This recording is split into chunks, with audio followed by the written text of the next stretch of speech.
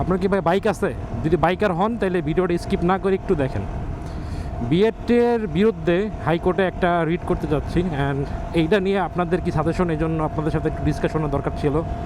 And টপিকটা হচ্ছে যে বিএডে নর্মালি দেখছেন যে আপনি বাইকে পেপার করলে ফার্স্টে আপনার একটা পেপার দেয়, স্মার্ট কার্ড আসার আগে অ্যাকনোলেজমেন্ট পেপার বা যেটাই বলে অ্যাকনোলেজমেন্ট পেপার নাম থাকে, এই পেপারটা দেয়। এই পেপারের লাস্ট পেজে দেখবেন কি একটা ডেট দেওয়া দেয়, স্মার্ট কার্ডের সম্ভাব্য পাওয়ার সময় এরকম কিছু একটা দিয়ে একটা ডেট দেয়।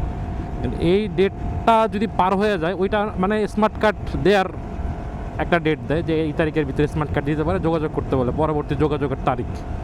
এখন ওই টাইমের ভিতরে বিআরটিএ দেখা যায় কি যে স্মার্ট কার্ডটা দিতে পারে না। আমার কিন্তু ভাই ট্যাক্স সব দেওয়া, রেজিস্ট্রেশন খরচ সব দেওয়া, পুরাটা কমপ্লিট। এখন স্মার্ট কার্ডটা বিআরটিএ দিতে যদি না পারে, এই ক্ষেত্রে এটা কিন্তু বিআরটিএর ব্যর্থতা। সেই ক্ষেত্রে পুলিশ যদি ধরে যে স্মার্ট কার্ডের আসে না, এই ডেটটা পার হয়ে গেছে, তো ওই ডেটের উপরে কিন্তু পুলিশ মামলা দেয়।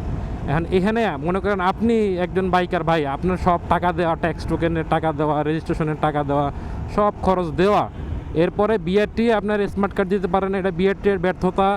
তাইলে আপনি কেন এটা জরিমানা বহন করবেন? আমার কথা হলো এইটা। অ্যান্ড পুলিশটা যদি আমি জিজ্ঞেস করি ভাই এটা কেন দিচ্ছেন, পুলিশ বলে ভাই আপনারা শুধু আমার সাথেই পারেন, আপনি বিআরটি এর গিয়ে বলেন বিআরটি এটা চেঞ্জ করুক। বিআরটি এর থেকে আমাদের নির্দেশনা দেওয়া আছে এইভাবে করার, এই জন্য আমরা বিআরটি বলার কারণে আমরা মামলা দিই। এখন এইটা বিআরটি থেকে পরিবর্তন করতে হলে বিআরটিতে গিয়ে তো হাউকাউ করে লাভ নাই, কথা বলে লাভ নাই, এটা বড় একটা অথরিটি।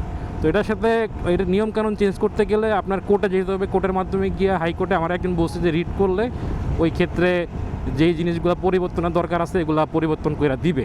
হ্যাঁ, কোর্টের মাধ্যমে রিট করে যদি মামলায় আপনি জিতেন আর কি, তাইলে। তো এই ক্ষেত্রে আমার যেটা মনে হয় অ্যাকনোলেজমেন্টের পেপার যেই তারিখটা দেওয়া থাকে, এই তারিখটা মানে কোনো ভ্যালিডিটি না রাখার একটা প্রস্তাব দেওয়া যেতে পারে। সেকেন্ড হলো যে একজনের 10 বছরের জন্য ড্রাইভিং লাইসেন্স দেয়, ওই ড্রাইভিং লাইসেন্সও স্মার্ট কার্ডটা না আসা পর্যন্ত, এখন দেখা যায় ই ড্রাইভিং লাইসেন্স চলে আসে তাড়াতাড়ি, এই জন্য একটু প্রবলেম কম হয়। তো ওইটার ক্ষেত্রেও দেখা যায় যদি ডেট দেওয়া থাকে পেপারের ক্ষেত্রে, ওইখানেও মামলা দেয়।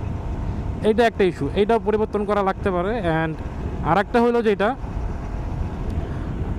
10 বছরের ড্রাইভিং লাইসেন্স, মানে আপনার বয়স ধরেন 25 বছর, অ্যান্ড আপনি ড্রাইভিং লাইসেন্স পাইছেন 35 বছর পর্যন্ত। অ্যান্ড 35 বছর যখন শেষ হয়ে যাবে, 10 বছরের ড্রাইভিং লাইসেন্স শেষ হলে কিন্তু আবেদন করলে আবার নতুন করেই দেয়। হ্যাঁ, নতুন করে দেয় বলতে আপনার আবার নতুন করে কিন্তু ড্রাইভিং পরীক্ষা দেওয়া লাগবে না বা এরকম কোনো ইস্যু নাই, বা টাকাও লাগতেছে না হয়তো। আমি যেটা জানি যে টাকা লাগে না, এমনিতেই নর্মালি ইস্যু করে আবার নতুন করে দেয়। টাকা লাগলেও অল্প কিছু লাগতে পারে। এখন কথা হইলো যে ড্রাইভিং লাইসেন্সের জন্য যেহেতু মামলা দিচ্ছে, এখন 35 বছর যখন আপনার হবে, 25 বছরের সময় আপনি ড্রাইভিং লাইসেন্স নিয়েছেন, বা ধরেন 2025 আপনি নিয়েছেন, 35 বা 34 আপনাদের 10 বছরে 34 সালে আপনার ড্রাইভিং লাইসেন্সের মেয়াদ শেষ। এখন 34 সাল পার হয়ে গেলে কি ভাই আপনি ড্রাইভিং ভুলে যাবেন? এই জন্য যে মামলা দিতেছে, এটা তো মানে কোনো যৌক্তিক না আমার মতে। যদি ড্রাইভিং লাইসেন্স দেন কাউরে, একটা লিমিট রাখতে পারেন যে ওই যেই লোকের ড্রাইভিং লাইসেন্স ওনার বয়স 60-65 না হওয়া পর্যন্ত, ধরেন 60 বছর পর্যন্ত একদম মোটামুটি বিবেক বুদ্ধি সম্পন্নই থাকে। 70-80 বছরে গেলে দেখা যায় যে বুদ্ধি টুদ্ধি একটু কমতে পারে, ওই ক্ষেত্রে তারা ড্রাইভিং লাইসেন্স না দিতে পারেন। তো 60 বছর পর্যন্ত কমপক্ষে দিতে পারেন। তো এগুলা নিয়ে আমার একটা মানে মনের ভিতরে একটা কাজ করে যে কোনো বাইকিং কমিউনিটির কোনো ব্লগার বা কেউ দেখা যায় যে এটা নিয়ে কোনো কথা বলে না, মামলা দিচ্ছে তো দিচ্ছে, অহরহ মামলা দিচ্ছে। এই ক্ষেত্রে অনেকেই ভুক্তভোগী। মোটামুটি ঢাকার ভিতর যারা থাকে বা পুলিশ যেসব এরিয়াতে থাকে তারা বেশি ভুক্তভোগী। দেখা যায় যে মুভমেন্ট করলে এগুলো নিয়ে অনেক প্যারা খাইতে হয়, এই যে ডেটটা পার হয়ে যায়, এটা সমস্যা। তো এই ক্ষেত্রে আপনারা কি সাজেশন দিতে পারেন যে, বা যদি কোনো উকিল থাকেন আমার ফেসবুকের লিস্টে, যদি এই ভিডিওটা দেখে থাকেন, তাহলে আপনি একটু সাজেশন দিতে পারেন, কমেন্ট বক্সে কমেন্ট করে যেতে পারেন। অ্যান্ড যারা নর্মালি রাইডার বাইকে, মানে একদম জাস্ট বাইকার, কোনো কিছু উকিল টুকিল না, তারা একটু জানাইতে পারেন যে ভাই অন্য আরও একটা ইস্যু আছে যে এই ইস্যুটা পরিবর্তন করা দরকার। তাহলে এগুলো আমি চাচ্ছি যে একটা লিস্ট করে যদি হয় সেই ক্ষেত্রে হাইকোর্টে একটা রিট করব। অ্যান্ড ওই ক্ষেত্রে যদি কোনো খরচ টরচ তো অবশ্যই আছে, উকিল টুকিল নেওয়া লাগবে, সব কিছু করা লাগবে, ওইটা আমি নিজের থেকেই করলাম। কিন্তু আমি একটু সহযোগিতা চাচ্ছি যে একটু সাজেশন যে এটা কি করা যাবে কি না, বা এটা পসিবল কি না। হাইকোর্টে আমার একজন বলছে যে হাইকোর্টে রিট করলে এটা পসিবল, অ্যান্ড মামলায় তুমি জিতলে তুমি যদি ভ্যালিড রিজন দেখাতে পারো, ওই ক্ষেত্রে জনগণের উদ্দেশ্যে, জনগণের লাভের উদ্দেশ্যে যদি হয়, তাহলে সেই ক্ষেত্রে এই নিয়ম পরিবর্তন হবে অ্যান্ড জনগণের অবশ্যই লাভ হবে।